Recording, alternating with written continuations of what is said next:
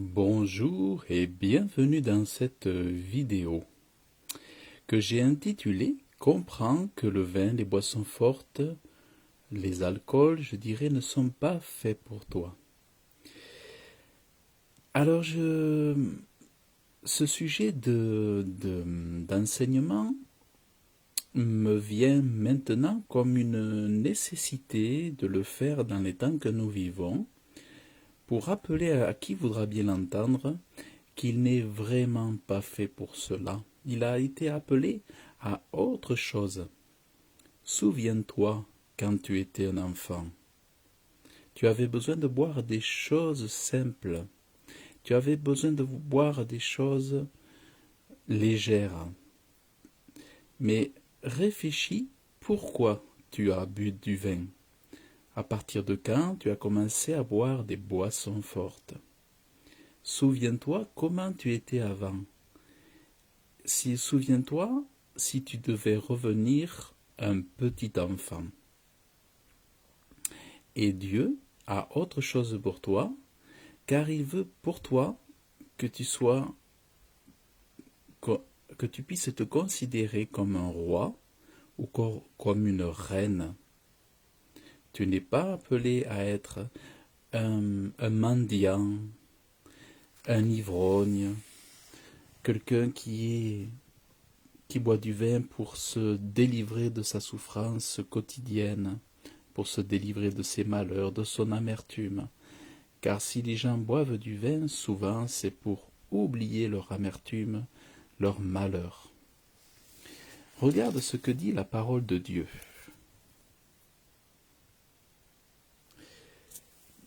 Ce n'est point au roi, Lemuel, ce n'est point au roi de boire du vin, ni au grand de dire où sont les boissons fortes, de peur qu'ils ne boivent et n'oublient le statut et ne fassent fléchir le jugement de tous les fils de l'affliction. Donnez de la boisson forte à celui qui va périr, et du vin à ceux qui ont l'amertume dans le cœur, qu'ils boivent et qu'ils oublient sa pauvreté et ne se souviennent plus de ses peines. Tu vois, ici, Dieu nous fait comprendre que la vie d'un roi et d'une reine, c'est de se tenir à distance de ce genre de boisson, parce qu'un roi et une reine sont à un niveau au-dessus. Et Dieu, oui, il te considère, il te veut comme un roi, il veut te voir comme un roi et comme une reine, il te voit comme cela. Et il veut que tu sois beau, belle devant lui, que tu sois sérieux, que tu sois magnifique devant lui, telle sa créature. Et ô combien d'autant plus si tu as accepté Jésus-Christ comme ton sauveur et qu'alors tu es son fils et sa fille. Si tu es son fils et sa fille, et que tu es co-héritier de l'héritage en Jésus-Christ, ô combien Dieu veut que tu sois son roi et sa reine. Or, un roi et une reine, selon Dieu, ce ne sont pas des gens qui se mettent dans le vin et dans les alcools, dans les whisky, dans les boissons fortes, dans les ricards, dans les bières. La société de consommation, les médias, les spots publicitaires, beaucoup de films, de cinéma, ont fait croire aux hommes que boire un whisky, c'était l'apanage des stars. Boire un whisky, c'était le lot des hommes d'affaires, que l'alcool allait de pair avec la réussite. On le voit beaucoup dans les films hollywoodiens, dans les films français. On les voit prendre un verre de whisky. On voit souvent les héros, comme James Bond, prendre un verre de whisky. Et on associe ça. On fait de l'association inconsciente. Ce sont des messages subliminaux pour nous faire croire, au fond, qu'on serait un héros, une héroïne, à boire de l'alcool. Mais en fait, les vrais héros, selon Dieu, ce sont des sanctifiés, des gens qui se tiennent loin, éloignés des boissons fortes, de l'alcool, des ricards, des whisky et des bières. Parce que le noble, selon Dieu, le noble, dans sa spiritualité, dans les vertus, dans l'amour de Dieu, eh bien, il a dit non à ces choses-là. Pourquoi? Tout simplement parce qu'il a compris que la volonté de Dieu pour lui, la sainte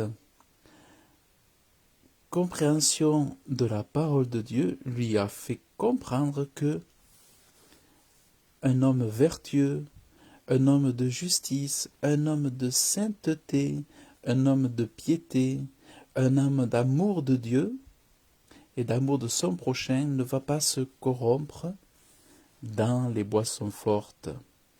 Et parce qu'il a trouvé autre chose pour se soulager de l'amertume, il a son secours, au contraire, non pas dans la boisson forte, mais dans la présence de Dieu. Tu vois, le roi, la reine, n'a pas besoin des boissons fortes pour se confier en elle, parce que Dieu dit, tu ne te confieras pas dans un autre Dieu, tu ne te confieras pas dans tes richesses, tu ne mettras pas ta confiance dans les richesses, tu ne mettras pas ta confiance dans d'autres dieux, mais aussi il dit, tu ne mets pas ta confiance à te délivrer de ton amertume dans l'alcool, mais tu viendras à moi, et c'est moi qui te délivrerai de tes peines, c'est Dieu qui te délivre de tes problèmes, de tes malheurs. Et si tu viens à Dieu, tu restes à lui, tu viens dans sa présence, dans la prière, et Dieu te donnera tout ce dont tu as besoin. Tu vois, moi, avant de faire cette vidéo, j'ai passé pratiquement 1 heure au moins 10 ce matin.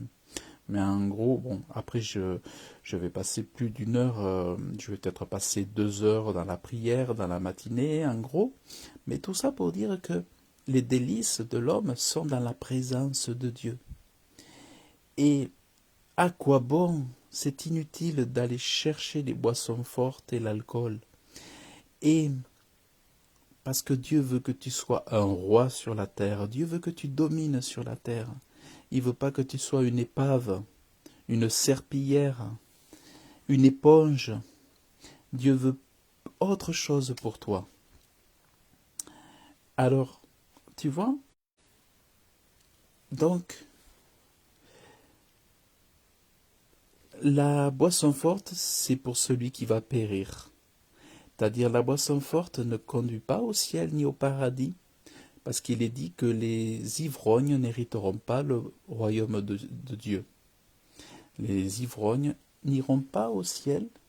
Dans le dernier livre de la parole de Dieu, il est écrit, alors je vais tâcher, non, c'est dans 1 Corinthiens 6, 10, il est écrit, les ivrognes n'hériteront pas le royaume de Dieu. Alors peut-être tu dis, je ne suis pas ivrogne, je ne bois pas à ce point-là, mais où commence l'ivrognerie? Le sais-tu? Où s'arrête l'ivrognerie? Le sais-tu? Peut-être que tu es déjà dans l'ivrognerie, mais que tu penses ne pas l'être. À partir de combien de verres? Le sais-tu? Sais-tu vraiment ce que Dieu en pense? Non. Alors à quoi bon prendre le risque? C'est comme tout à l'heure dans la prière, je disais, mais Dieu, je ne connais rien de toi. Je ne suis pas dans le ciel pour voir qui tu es, pour voir ce que tu fais. Je ne suis pas sous la terre pour voir ce que tu fais. Je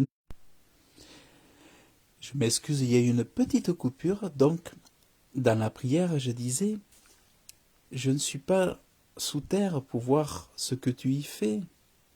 Je ne suis pas dans l'invisible pour voir tout ce que tu fais dans l'invisible. Je ne sais rien de toi. Je ne sais seulement ce que tu m'as permis de savoir. Et ce n'est certainement qu'un tout petit bout de qui tu es. mais ce que tu me montres, je le sais. Et je le sais aussi imparfaitement. Mais toujours est-il que Dieu dit qu'il veut que moi, je ne sois pas dans la place de ces gens qui vont périr. Dieu ne veut pas me compter parmi ceux qui vont périr. Dieu veut me compter parmi ceux qui sont des rois et des reines. Or, quand Dieu nous adopte, qui fait de nous ses enfants parce qu'on accepte Jésus-Christ, son Fils, comme notre Sauveur, eh bien, il fait de nous des rois, des reines, il fait de nous, comme certains disent aussi, des princes et des princesses. Les princes et les princesses de l'Éternel. Et ça, c'est merveilleux. Mais si maintenant tu te considères toi aussi comme un roi, comme une reine, tu comprendras que ce n'est pas pour toi. Ce n'est pas pour toi.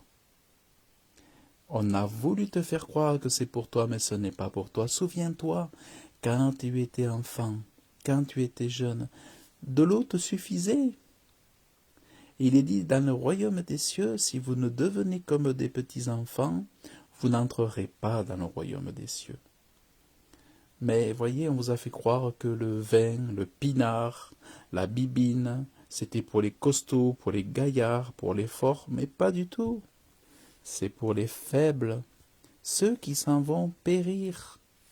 Et souvent, ceux qui vous vendent de l'alcool, ils vous vendent du vice. Ce sont des grandes marques qui sont exploitées par des gens qui n'en ont rien à faire de Dieu, mais qui souvent servent le diable.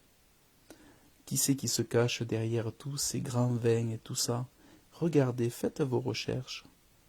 Et quelles sont les choses qu'ils mettent dans les ingrédients? Quelles sont toutes ces choses qui peuvent se mettre, toutes les malédictions qui peuvent se cacher derrière? Toutes ces sorcelleries qui sont derrière. Oh, combien de choses nous n'imaginons pas. Mais vraiment, aujourd'hui, tu vois, je ne pensais pas faire ce message du tout, mais je sais que Dieu a à cœur de te parler. Dieu a à cœur de te parler à travers ce message. J'ai une foule de versets qui pourraient asseoir ce que je suis en train de partager, mais je ne voudrais pas faire trop long. Et il est dit aussi, regardez, en même temps, ce qui est valable pour vous, c'est valable aussi dans vos compagnies. Dieu dit aussi que dans ta compagnie, évite les buveurs de vin. Regardez, Dieu veut que vous soyez dans de saintes compagnies, dans des gens qui sont dans non pas dans le vice, mais dans la vertu. Parce que oui, en ce monde, pour se sauver de ce monde, il ne faut pas faire comme les abominables. Il faut aussi choisir le bien, choisir la vie, choisir la bénédiction. Il est écrit dans le Proverbe 23, versets 20 à 21, « Ne sois pas parmi les buveurs de vin, ni parmi les gourmands, car le buveur et le gourmand deviennent pauvres, et sommeiller revêt des haillons. » Ce dernier petit bout, ça veut dire « n'aime pas le sommeil ». J'avais fait une vidéo sur « n'aime pas le sommeil ». Vous pourrez la voir sur ma page Facebook ou sur ma chaîne YouTube « Réussir ma vie spirituelle ». Donc attention, si vous pouvez vous compter parmi les buveurs, parmi les gourmands ou parmi les dormeurs, c'est vraiment tomber aussi sous une malédiction. Donc vraiment, détachez-vous, demandez à Dieu de vous venir en aide, de ne pas aimer ces choses-là. Et moi, je me suis senti attaqué par la gourmandise dès que je me suis donné à Dieu, à Jésus. Quelques années après, je me suis rendu compte que je pouvais devenir gourmand. Pour ce qui est de l'alcool, j'ai demandé à Dieu, j'ai dit qu'est-ce que je fais? Parce que, bon, moi je buvais pas beaucoup de vin, je buvais un peu de temps en temps. Bon, j'étais comme les copains, autrefois je buvais du vin avec les amis, tout ça, je pouvais en boire et en boire et en boire. Bon, ça m'arrêtait s'il fallait, mais quand je me suis donné à Dieu, j'ai dit bon, je ne vais pas en boire beaucoup. Mais après, je me suis dit, mais après tout, pourquoi est-ce que j'en bois? Est-ce que j'en ai besoin? Et j'ai décidé finalement, devant Dieu, de, de quasiment arrêter. J'ai dit, bon, c'est pas grave si j'en bois un petit fond, mais idéalement, pour moi, je trouvais mieux de pas en boire du tout, ou d'en boire quasiment pas, quoi, voilà, très peu. Si j'en bois, c'est pas très grave, si j'en bois juste un petit fond, un tout petit peu, mais au-delà, devant Dieu, je ne suis pas satisfait de moi. C'est pour ça que je préfère boire autre chose, boire par exemple des jus de raisin, des jus de pomme, des jus d'ananas, des jus d'abricot, de l'eau, parce que l'eau c'est très très bon, mais je vous déconseille les vins car aujourd'hui ils sont très très forts. En plus, il y a des sulfites, ils mettent des produits dedans. Et je vous déconseille le pastis, je vous déconseille les bières parce qu'elles sont fortes. Mais en fait, voilà, si vraiment, vraiment voulez vous sanctifier devant Dieu, eh bien voilà, je vous déconseille d'être à la fois ni parmi les buveurs, ou alors mettez-vous d'accord avec eux, si vous voulez rester amis avec eux, et à la fois, si vous voulez être ce roi et cette reine, pour régner, hein, ce sont les rois, les les reines qui règnent, eh bien, faites comme dit dans les proverbes, eh bien, ce n'est point au roi de boire du vin, ni des boissons fortes. Voilà, et vous serez vraiment bien heureux si vous entendez cela. Et vous verrez qu'il y a de très très bonnes choses, il y a des très très bons jus de raisin. Et là, il n'y a pas d'alcool, là, il n'y a rien. Donc comme ça, vous pouvez goûter quand même le fruit du raisin, mais sans alcool, en toute simplicité, comme de petits enfants. Donc voilà ce que je voulais partager avec vous aujourd'hui. Et puis combien de malheurs, combien de gens qui passent à côté des bénédictions que Dieu a en réserve pour eux à cause de ça. Ça devient comme un poison qui brise leur destinée à cause de ça. Beaucoup ont perdu peut-être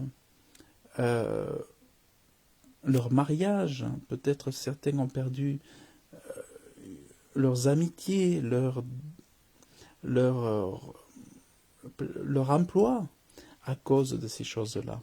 Donc vraiment, que cela touche ton cœur et prie Dieu de t'aider, prie Dieu de te montrer si c'est vrai ce que je te partage là, et prie Dieu qu'il te donne la force et qu'il te donne de faire ce qui est bon sous son regard devant lui, afin que tu règnes sur la terre et que tu puisses être un instrument de choix dans ses mains, un canal puissant pour le servir et pour amener des âmes à le connaître et à le recevoir, pour qu'ils passent du royaume des ténèbres au royaume de Dieu, au royaume de la lumière, afin qu'ils soient sauvés.